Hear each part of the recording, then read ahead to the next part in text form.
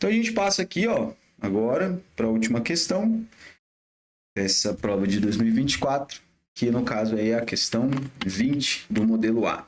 É uma questão sobre romantismo, uma questão que não parte, né, como a anterior, de um texto literário motivador, tá?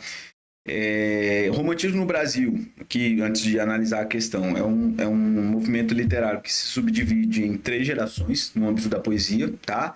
E que na prosa é categorizado a partir da temática desenvolvida em cada obra, em cada romance, em cada conto, né?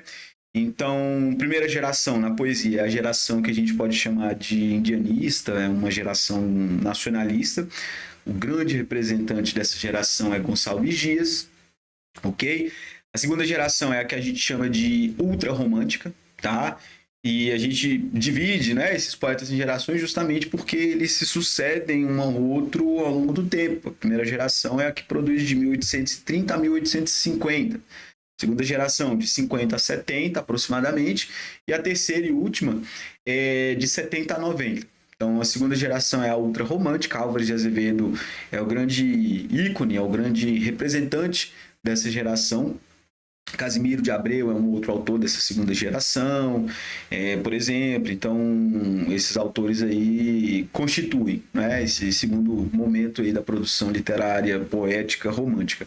E a terceira geração é a geração condoreira, ok?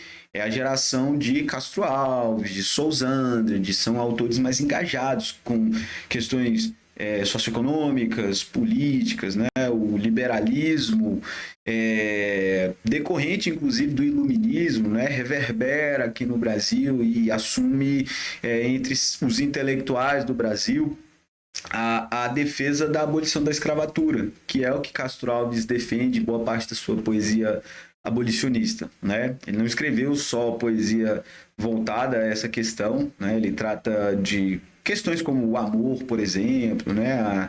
A existência humana, mas ele é reconhecido sobretudo por conta do seu viés abolicionista, que transparece em obras como O Navio Negreiro, né? Entre outras, tá? Então, esse é o romantismo no Brasil na poesia. Na prosa, a gente poderia dizer que as categorias se dividem em prosa histórica, prosa indianista, prosa regionalista, tá? Prosa abolicionista, e a gente não fala de gerações se tratando de prosa, porque não necessariamente esses temas são desenvolvidos ao longo de uma linha do tempo, né? Então, a gente agrupa, né, as obras da prosa romântica de acordo com esses eixos temáticos e não em gerações, porque não necessariamente um mesmo autor regionalista, um autor regionalista não escreve necessariamente uma obra ao mesmo tempo em que outro autor regionalista escreve uma obra também regionalista, né? Então, não é um critério temporal aí o que é utilizado para se categorizar a prosa romântica. Então, estou falando isso aqui só como um reforço aí a respeito do que é o romantismo no Brasil, um panorama, um resumo, é claro. Então, tendo em vista tudo isso, vamos à questão 20 aí, ó.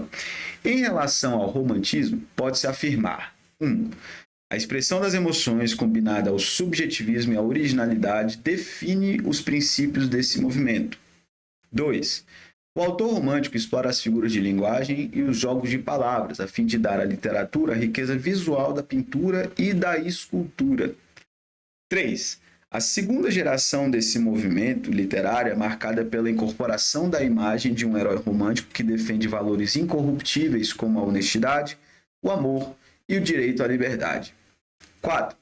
O desejo de dar um caráter científico à obra literária define as condições de produção dos romances românticos. 5. Os poetas como Castro Alves e Sousandra, inspirados pelos princípios libertários defendidos por Victor Hugo, que é o autor de obras como Os Miseráveis, por exemplo, né? A gente conhece talvez por conta das peças teatrais, dos filmes que foram produzidos, né? Inspirados nessa obra, escreveram sobre o horror da escravidão e outros temas sociais. Então, aí é uma questão que demanda o juízo de valor em relação a cada item para a escolha da alternativa correta. Então, quais seriam os itens errados aí, segundo a concepção dos elaboradores da questão? Os itens errados aí seriam o 2 e o 4, tá? O 2 e o 4.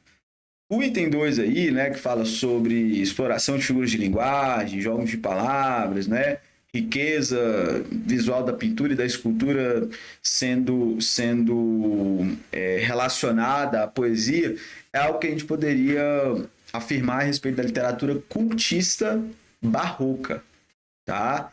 Mas não a respeito do romantismo, jogos de palavras, exploração, né, de figuras de linguagem em excesso, exageradamente, isso são marcas da literatura cultista barroca, de Gregório de Matos, por exemplo, mas não da literatura romântica como um todo, né, seja no Brasil, seja fora do Brasil. Tudo bem? O item 4, por sua vez, né, está errado por quê? Porque esse caráter científico que é dado à obra literária é algo que transparece na literatura naturalista, ok? Isso, de certa forma, tem a ver com o que eu desenvolvi, né, em relação à questão anterior. Então, o cientificismo, né, típico da literatura naturalista marca essas obras, mas não as românticas, tá? Então, não existe esse desejo, essa intenção dos autores românticos de escreverem as suas obras como se elas fossem uma tese, né? O que a gente chama de romance de tese está relacionado a isso, a esse cientificismo que transparece nas obras do naturalismo.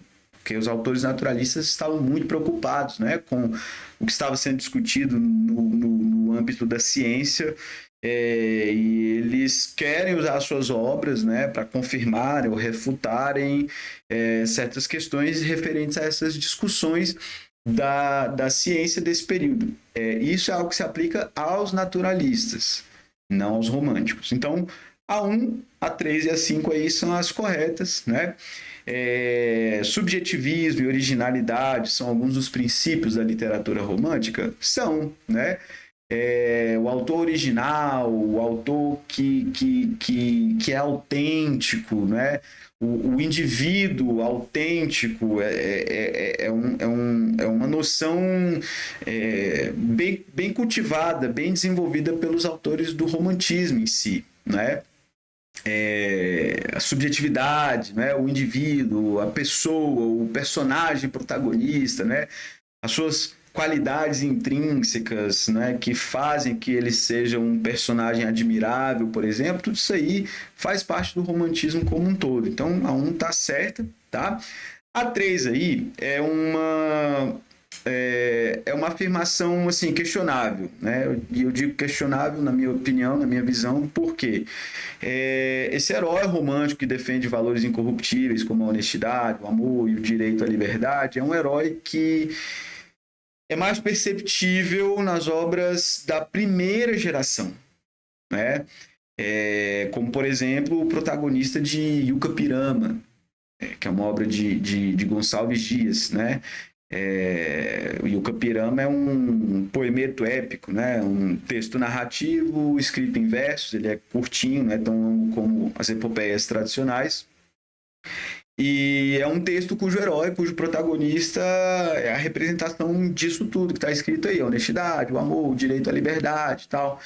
Então, isso é mais perceptível, na minha opinião, na poesia da primeira geração. Mas, de certa forma, os personagens, os sujeitos líricos, né, dos poetas da segunda geração, as personas criadas por eles, refletem também, né, esses valores, esses princípios? Sim, né?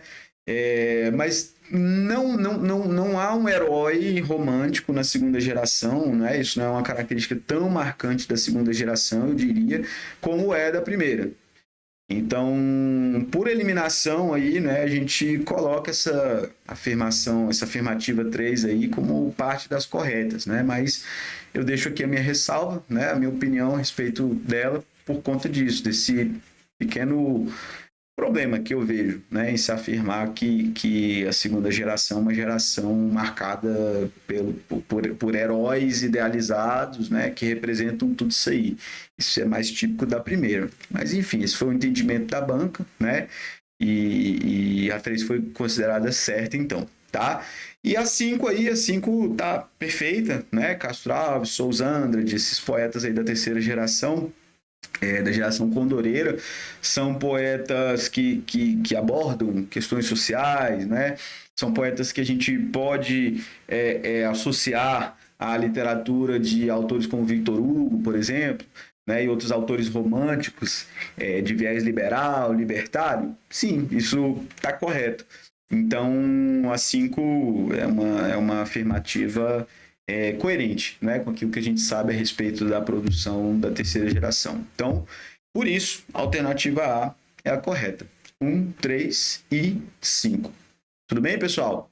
Então, encerramos a análise dessa prova de 2024 hoje, né, com esse vídeo, com esses comentários, com essa revisão que eu fiz aí a respeito de realismo, né, no caso da penúltima questão, romantismo no caso dessa última, e no nosso próximo vídeo, durante a nossa próxima aula, aí, eu vou apresentar para vocês algumas diretrizes a respeito da prova, de como ela funciona, o que é exatamente cobrado em termos de literatura, né, o que é que o edital prevê, quais são as referências que a gente deve utilizar aí para estudar para a prova de literatura especificamente, né, da SpaceX. Então, espero que vocês tenham aproveitado aí esses comentários, né, as questões da prova de 2024 e que consigam assimilar bem também as dicas que serão apresentadas aí no próximo vídeo que a gente vai fazer, ok? Muito obrigado pela atenção de vocês e até a próxima. Valeu!